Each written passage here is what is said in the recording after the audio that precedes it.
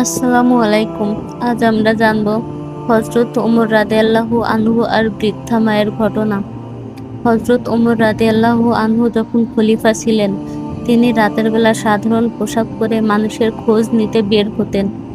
এক রাতে তিনি দেখলেন একটা কুঁড়ে ঘরের ভেতর থেকে শিশুদের কান্নার শব্দ আসছে।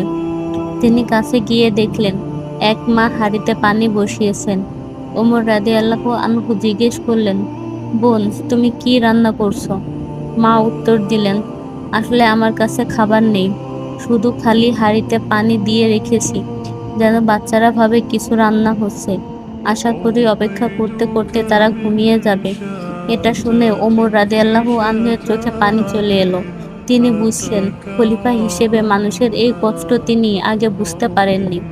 তিনি তখনই বায়তুল মাল থেকে খাবার নিজের কাঁধে করে নিয়ে এলেন। তার সঙ্গীরা বলল, আমরা বয়ে নিয়ে যাব। কিন্তু ওমর রাদিয়াল্লাহু আনহু বললেন, না, কিয়ামতের দিন যদি এই বোঝা আমাকে বহন করতে হয়, তাহলে আজ কেন আমি বহন করব না? তিনি নিজের হাতে সে মা ও শিশুদের জন্য রান্না করলেন। শিশুদের হাসি মুখ দেখে তার মন ভরে গেল। মা তখনও জানতেন না যে এই সাধারণ মানুষটিই মুসলিমদের খলিফা।